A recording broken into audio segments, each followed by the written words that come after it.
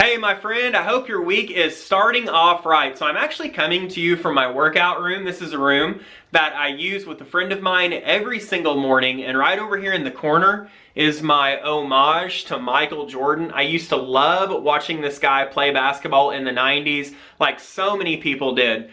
But one thing people don't remember about Michael is that it took him 3 years of playoffs against the Pistons to get that first championship ring that he's wearing. It took him 3 years, and the reason why is because the Pistons were known as the bad boys of the NBA, and they were really the last of that 80s regime of really gritty, tough basketball players that were hand-checking and just very, very physical.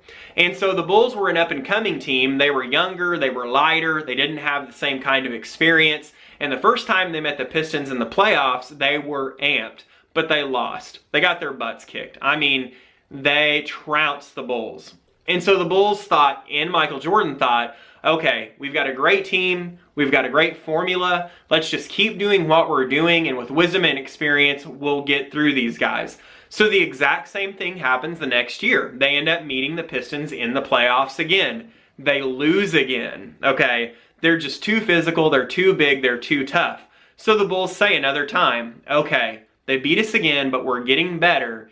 If we just continue doing what we're doing the same thing, the wisdom and experience will take us over the top. The third year, same thing. They meet the Pistons in the playoffs, and the Pistons beat them. And it's at this time that Michael Jordan realizes that in order for us to win, we are going to have to change. That we can't keep doing the same thing over and over again and expecting different results. And so right after that third loss that was so painful for Michael, being so competitive, he immediately got in the gym. He put on a bunch of weight, and you can see a huge difference post and pre Pistons, what Michael looked like. He gained a ton of muscle, and he became much stronger.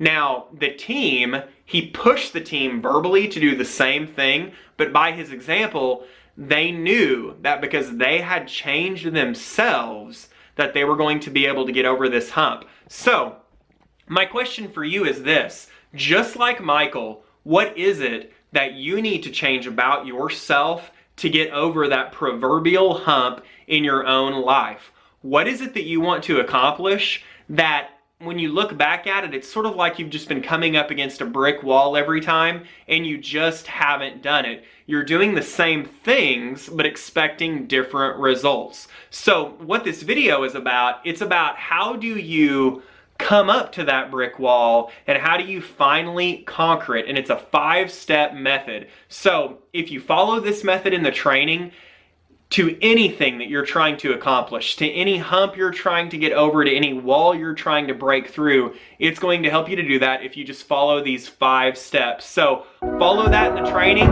We'll see you in the training.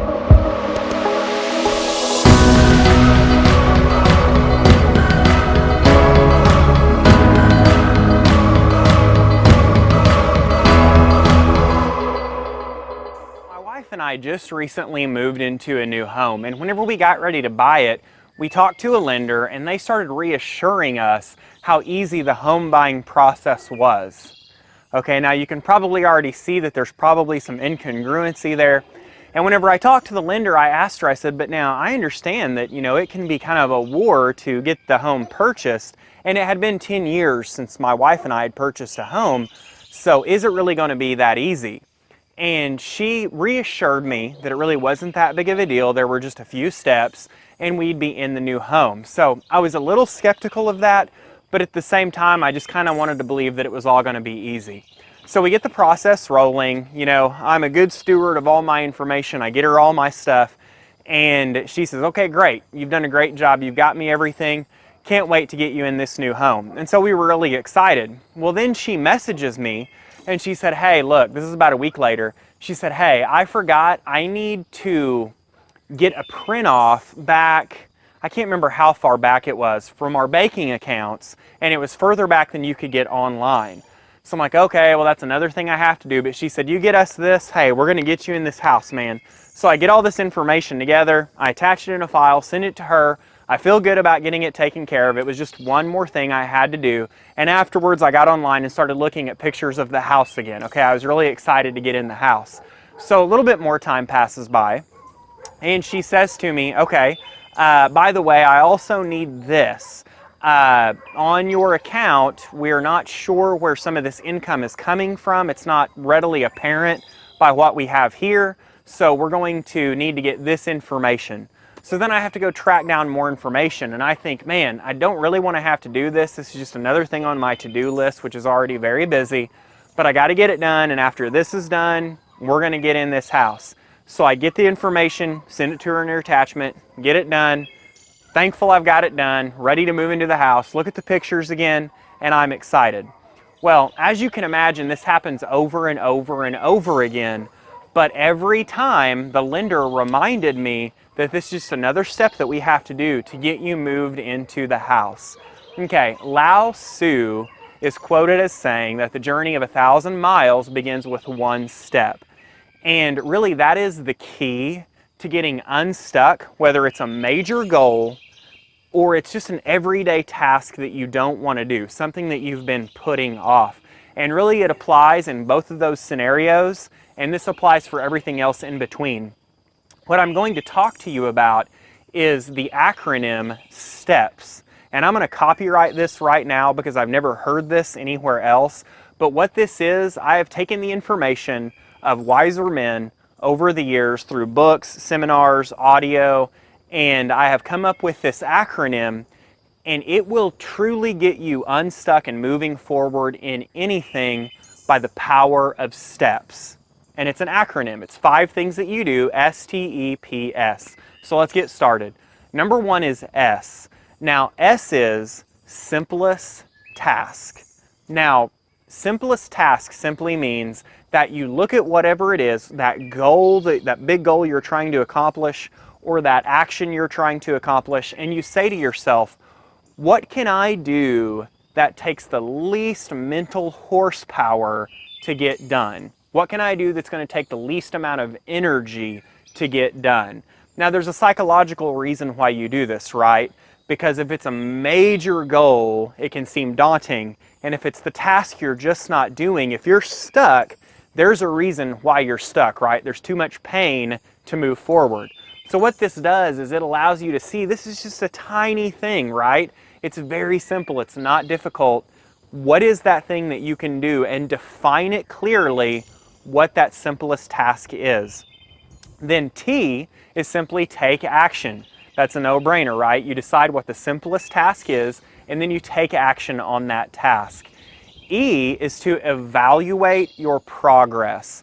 Now, if you're taking a very small action, you really need to look at where you are, and you need to look at where you want to go, and there's a gap there, right? Did completing this simple task move the needle towards accomplishing your ultimate goal or that action? That's really the litmus test of the STEPS plan. Did it move you forward? If it did, you move on to step 4, which is P, which is praise yourself. Now, high achievers, a lot of people really skip this step. It's highly important because you need a reason to move forward. There apparently have been enough reasons to keep you stuck, so you need more reasons to get you to continue to want to go forward, and you need to praise yourself, right? You've moved the needle and you're moving in the direction of that ultimate outcome or that goal, so you need to praise yourself. And then the final step is S, and this is the most important step because you can take one tiny action to move toward your goal and then get in the same habit routine and not go back to it and then procrastinate and not get it done, and that goal is futile. Step 5, S, is schedule your next step. Rinse, lather, repeat, right? You keep going through the process. Now, S, schedule your next step, does not mean you define what the next step is, what the next simple step is. You just schedule that, hey, tomorrow I am going to work towards this outcome, or I'm going to work towards this goal. Okay, you're just saying, I'm going to work towards it. Then whenever you get tomorrow, when that action comes up, you start at the beginning again. You simplify or take the simplest step, and you go through the process over and over and over again. You know, my real estate agent was actually very smart, or the lender, excuse me, was actually very smart, because while I wouldn't suggest you do that, it kept me moving forward, and I didn't think about how long the war was going to be, or the process was going to be, to get us in the home. And as she took me step by step, I saw that wasn't that big of a deal, that wasn't that big of a deal, that wasn't that big of a deal, until we're in our new home. And I'm actually on the deck of our new home now, and we love it. Any goal that you want to accomplish can be accomplished by taking the steps process. I really hope this helped you. Please leave a comment below and let me know what steps you take in order to get unstuck. And remember, this week is a gift, my friend, so be purposeful and productive with it. Thank you so much. We'll talk to you next time. Did you like this video? Would you like to make sure that you apply it to your daily life? If so, go to stonevlog.com, click blueprints, and download the blueprint for this video so you can really apply it. It's going to give you really the meat of what was discussed here today, and then it's more importantly going to give you your 7-day challenge. This is the part that really makes this applicable and makes you a doer more than just a hearer. So go check it out. That will also subscribe you so you receive these videos in your inbox every week so that you can continue to grow, continue to have deeper purpose and higher productivity, and become more.